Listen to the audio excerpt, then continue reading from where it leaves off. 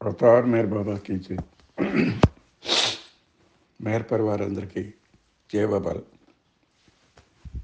మనం గత 3-4 వారాల నుండి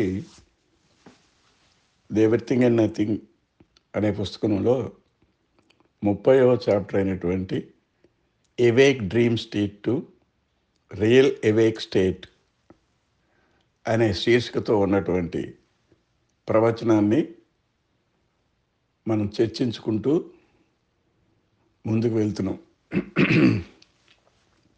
దీని పేరేం పెట్టారంటే awake dream state to real awake state అని.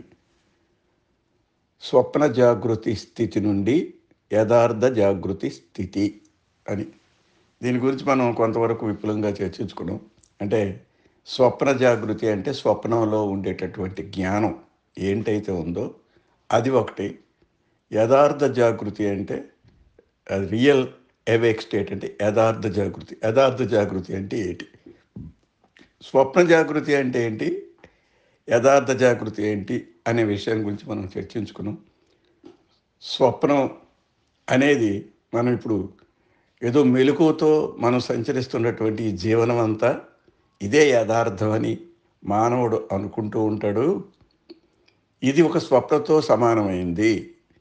స్వప్నం ఎలా అయితే స్వప్నం అనుభవిస్తున్నప్పుడు నిద్రలో అదంతా యథార్థంగా జరుగుతున్నట్టుగానే మనం ఒక అనుభూతిని పొంది అందులో ఉండే సుఖాన్ని, అందులో ఉండే దుఃఖాన్ని, అందులో ఉండే భయంకరమైన విషయంలో మనం దుఃఖం పొందుతూ ఉంటాం. ఆహ్లాదకరంగా ఉన్న విషయాల్ని తిలకిస్తూ ఆ స్వప్నంలో ఆనందం అనిపిస్తుంటాం. అట్లాగే మనం ఈ జీవితాన్ని గడుపుతున్నాం కదా, ఈ జన్మ తీసుకుని ఈ జీవితం కూడా స్వప్నంతో సమానమైందే. ఎందుకంటే స్వప్నం ఎలా అయితే అశాశ్వతమైందో, తెలివి వచ్చిన వెంటనే ఎట్లా అయితే అది మాయ అయిపోతూ ఉంటుందో, ఈ జీవితం కూడా అట్లాంటిదే. ఇది స్వప్నంతో సమానం. ఆ స్వప్నంలో ఉన్నంత వరకు అది శాశ్వతం అని ఎలా మనం అనుభూతి పొందుతూ ఉంటామో, తెలివి తక్కువగా అజ్ఞానంతో ఈ జీవితం యథార్థం అనుకొని, ఈ జీవితమే శాశ్వతం అనుకొని మానవుడు తన జీవన గమనాన్ని గడుపుతూ ఉంటాడు. ఇది కూడా స్వప్నంతో సమానమైందే. అందుకంతటే ఈ స్వప్న జాగృతి స్థితి నుండి, అంటే ప్రస్తుతం మనం జీవిస్తున్న జీవన స్థితి నుండి యథార్థ స్థితిలోకి ప్రయాణం చేయాలి అని దాని ఉద్దేశం. ఆ యథార్థ స్థితి ఏంటో కూడా బాబా ఇందులో మనకి గత వారాల్లో నుండి చెప్తూనే ఉన్నారు ఆయన. యథార్థ జాగృతి, ఈ స్వప్న ఈ జీవితం అశాశ్వతమైంది, ఇది స్వప్నంతో సమానమైంది. కానీ దీన్ని మించింది ఒక స్థితి అంటూ ఉంటుంది. దానికి జనన మరణాలు లేదు. అది ఏంటంటే భగవంతుడితో ఐక్యమవడం. ఆ భగవత్ స్థితి మాత్రమే శాశ్వతమైంది. ఆ స్థితి మాత్రమే ఉన్నది. ఇంకా మిగిలిదంతా కూడా కల్పితమైంది, ఊహాజనితమైంది, స్వప్న సారూప్యం కలిగినది అనే తెలియపరచడం కోసం ఈ శీర్షికను బాబా మనకి ఒక చాలా నిగూఢమైన, బరువైన, చాలా లోతైనటువంటి ఆధ్యాత్మిక చింతనకి ఆయన మనల్ని పురుగొల్పారు. గత వారం మనం తెలుసుకుంది ఏదో ఒక్కసారి గుర్తు చేసుకొని మనం ముందుకు వెళ్దాం. కాబట్టి ఈ స్వప్నం ఎట్లాగైతే అశాశ్వతమైందో, ఇది శాశ్వతమైంది కాదు, అట్లాగనే ఈ జీవితం కూడా శాశ్వతమైంది కాదు. కానీ స్వప్నానికి జీవితానికి కొద్దిగా తేడా ఉంది.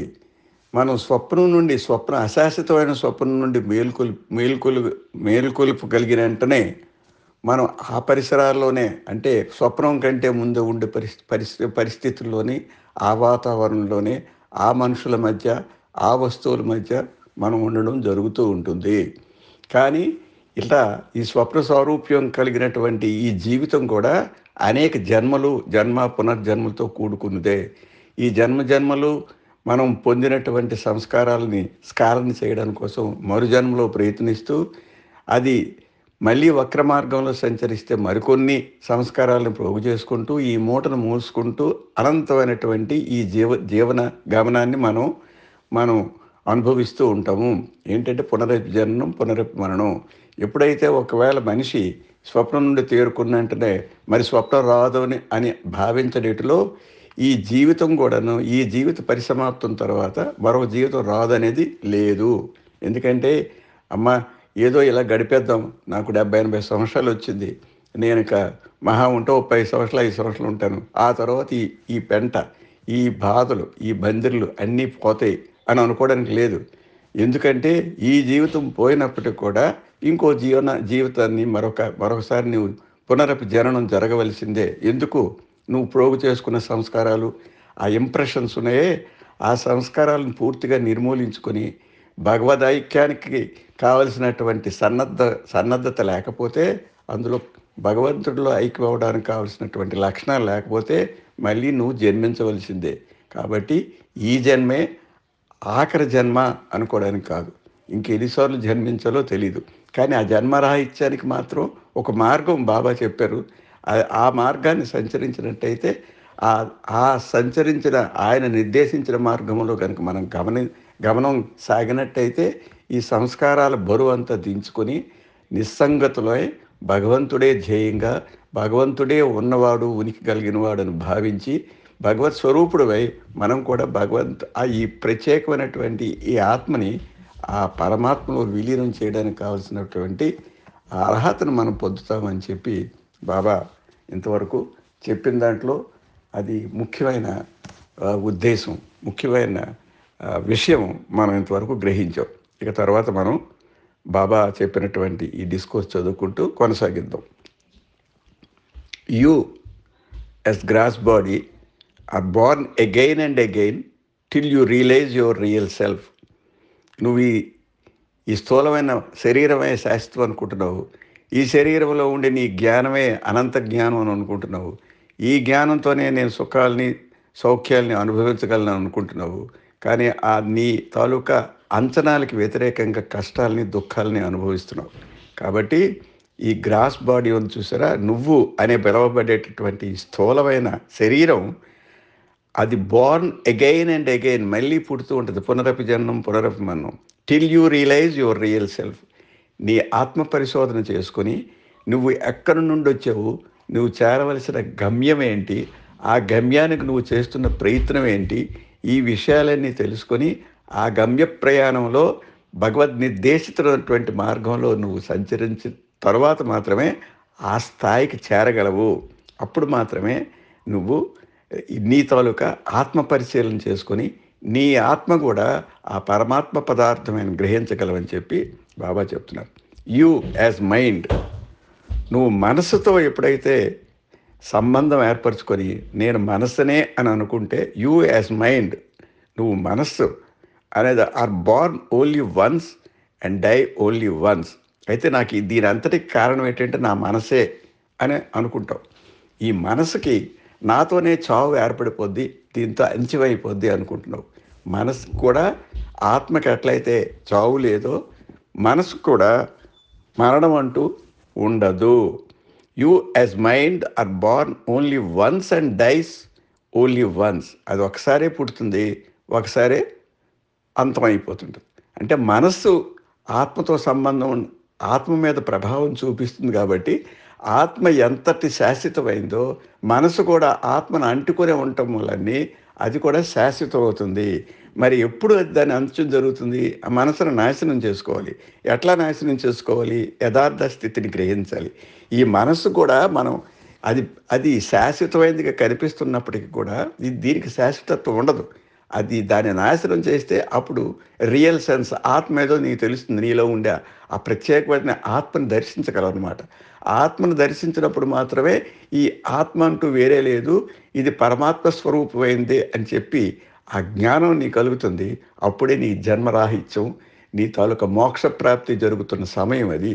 దానికోసం నువ్వు ప్రయత్నించాల్సిన అవసరం ఉంటుంది అని చెప్పడానికి కోసం యూ యాజ్ మైండ్, నువ్వు మైండ్గా ఎప్పుడైతే నేను మనసు కలిగిన వాడిని నేను అనుకుంటావో, are born only one and dies only one. ఈ మనసు నాతో చనిపోతుందని అనుకుంటున్నావు. అది కాదు. అది ఒకసారే పుడుతుంది, ఒకసారే చనిపోతుంది. ఎప్పుడు చనిపోతుంది? నువ్వు పుట్టినప్పుడు పుట్టుతుంది.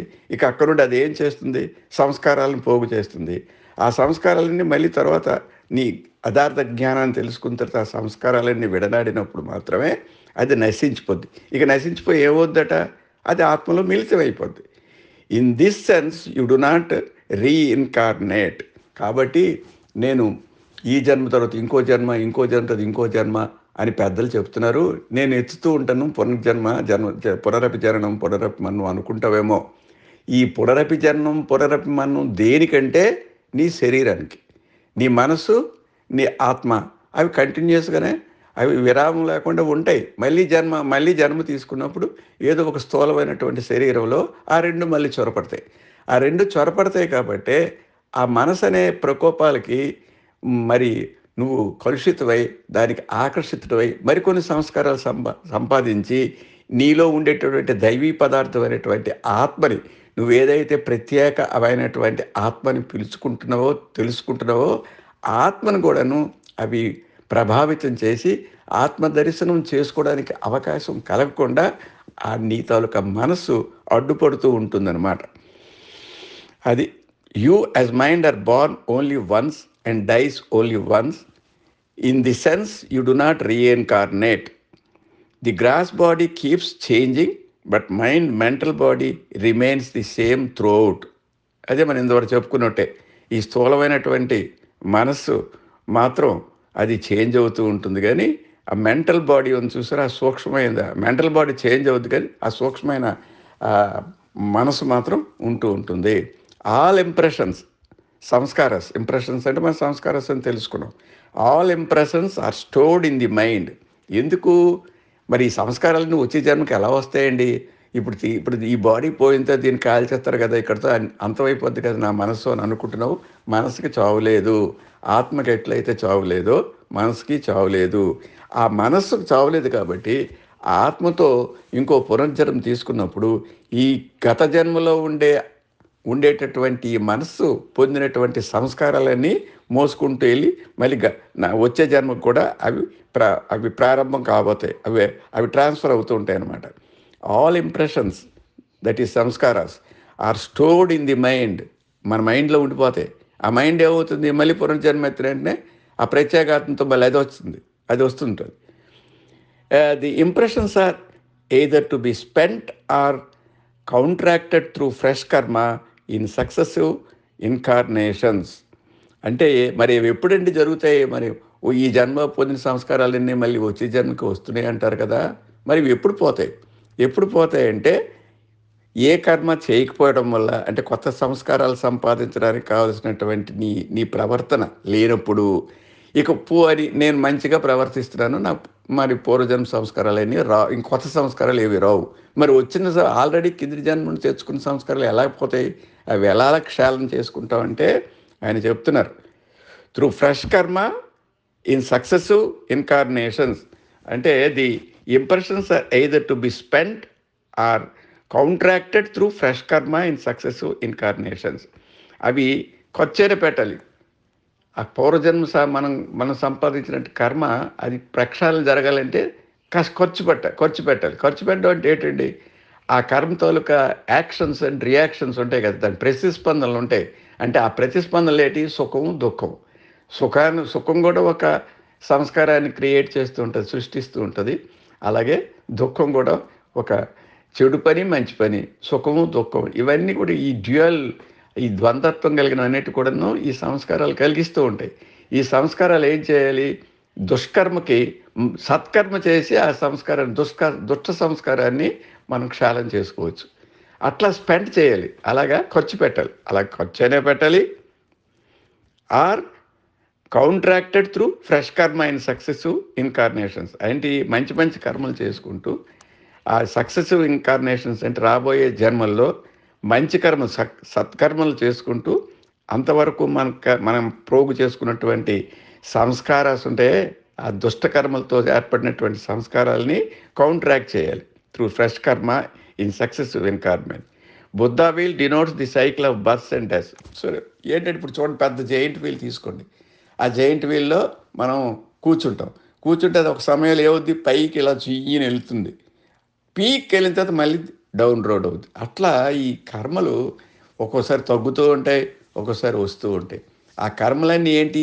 మన ప్రవర్తన బట్టి, మన ఆలోచనలను బట్టి, మనం చేస్తున్నటువంటి ఈ ఈ ఈ విషయాలు, ఈ విషయ గ్రహణం, గ్రహించడం అంటే ఈ మనసుతో మనం చేస్తున్నట్టు చిలిపి చేష్టలని మంచి చేష్టలు, చెడు చేష్టలు ఇవన్నీ కూడా ఎక్కువ అవుతూ ఉంటాయి, తక్కువ అవుతుంటాయి. అలాగే ఈ జెయింట్ వీల్ అని చూసారా, ద వీల్ అని మీకు బాబా అన్నారు. ఆ వీల్ అని పైకి వెళ్ళడం, కిందకి రావడం. ఆ విధంగా జన్మ జన్మలకి ఈ సంస్కారాలు తరిగాయని సంతోషించడానికి లేదు. వచ్చే జన్మలో మళ్ళీ పెరగచ్చు. కాబట్టి the wheel goes on in its ceaseless round. ఇట్లా ప్రతి ఇలా జరుగుతుంది. ఆ వీల్ ఉంది చూసారా, ఆ జెయింట్ వీల్ అలా సాగుతూనే ఉంటుంది. అది మీదకి వెళ్తూ ఉంటుంది, కిందకు వస్తూ ఉంటుంది, మీదకి వెళ్తూ ఉంటుంది, కిందకు వస్తూ ఉంటుంది. అంటే నువ్వు జ్ఞానంతో చేసిన ప్రతి కర్మకు కూడాను ఒక సంస్కారం ఏర్పడుతుంది. కాబట్టి ఈ సంస్కారాలు వృద్ధి చెందుతూ ఉంటాయి.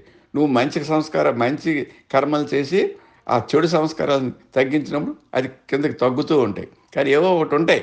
It lifts you to the heights, it brings you down to the depths. ఇట్లా జీవితానికి కూడాను సాగుతూనే ఉంటుంది. కాబట్టి ప్రతి కర్మ ఒక సంస్కారాన్ని ఏర్పరచుకుంటుంది. కాబట్టి ఈ సంస్కారాలన్నిటి కూడాను ఏకస్థితిలో ఉండవు. అవి పెరుగుతూ ఉంటాయి, తరుగుతూ ఉంటాయి.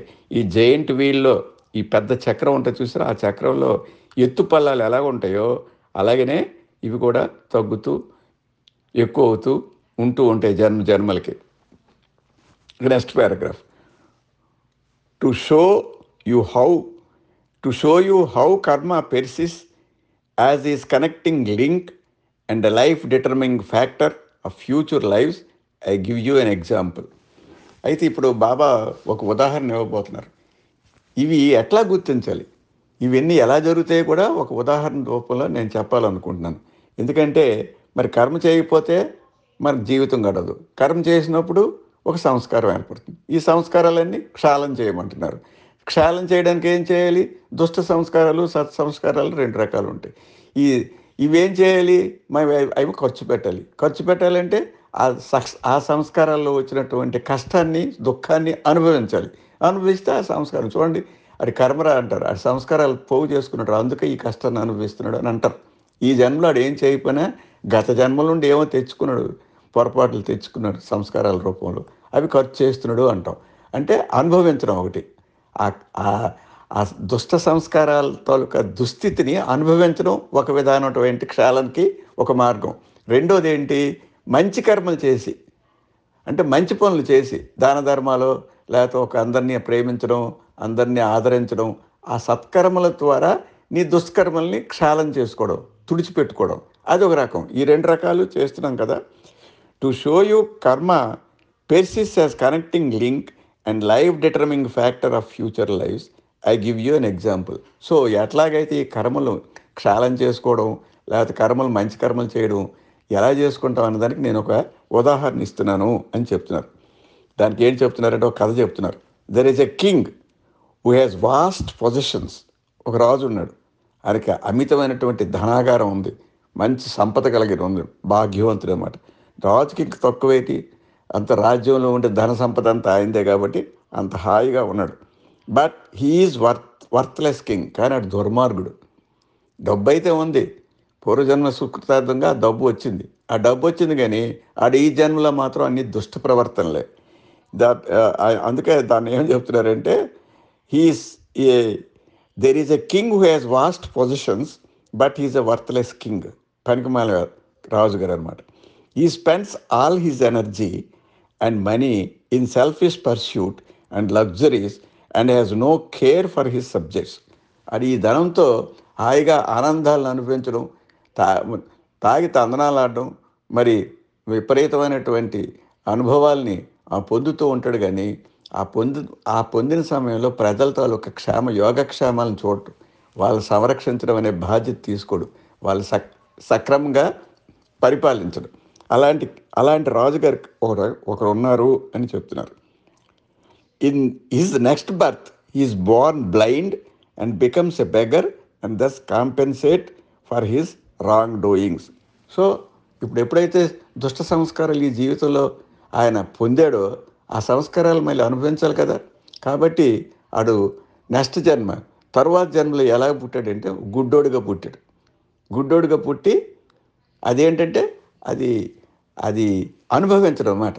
ఈ ఈ వాడి గత జన్మలో సంపాదించినటువంటి దుష్ట సంస్కారాలన్నింటిని కూడాను దుఃఖం రూపంలో అనుభవించి క్షాళన చేసుకోవాలి. తప్పదది. That is a divine planning.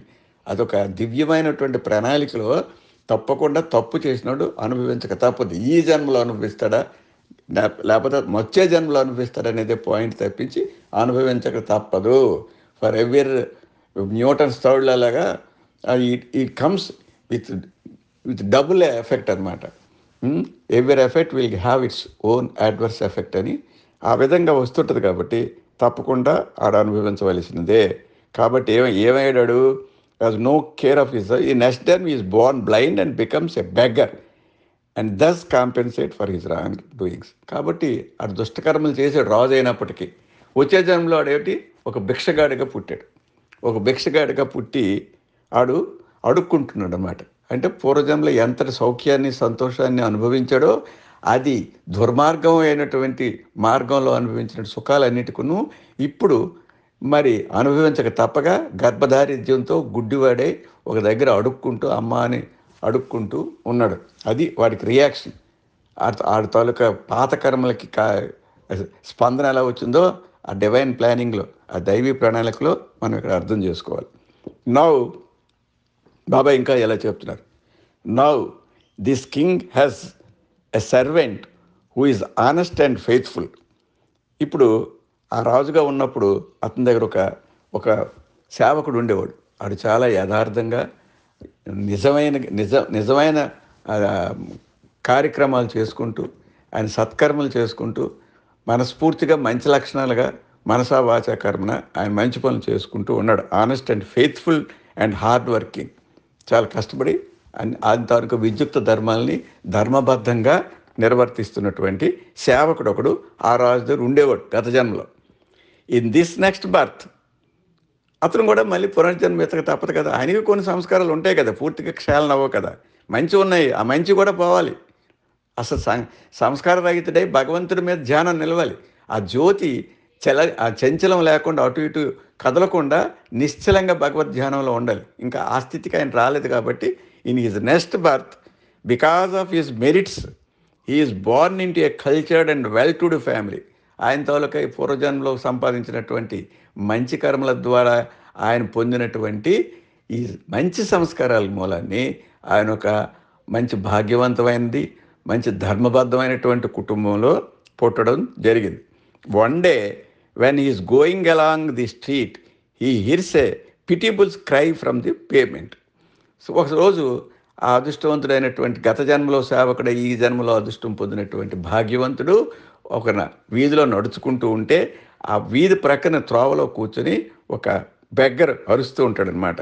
One day when he is going along with street he hears a pitiable cry from the pavement. ఆ పేమెంట్ మీద నుండి ఒక అరుపు వినిపించింది.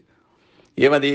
It is from the blind beggar who was the king in his previous life crying aloud with outstretched hands have pity. ఆడేమని అరుస్తున్నాడు? అమ్మా కనికరించండి, నా దీనస్థితిని చూడండి, నాకు ఒక పైసా దానం చేయండి, నా కడుపు మండిపోతుంది, నాకు ఆకలేస్తుంది, నేను గుడ్డివాడిని, నేను సంపాదించలేను అని ఏవేవో అరుస్తూ పాపం చాలా దీనాతి దీనంగా వీధిలో పోయేటటువంటి మనుషుల దగ్గర ఆయన చేయులు చాచి యాచిస్తున్నాడు అన్నమాట. Give me a Penney in the name of lord. భగవంతుడి పేరు చెప్పి మీకు దయగలిగి భగవంతుడి ఆశీస్సులు మీకు ఉండాలి, నాకు ఒక పెన్నీ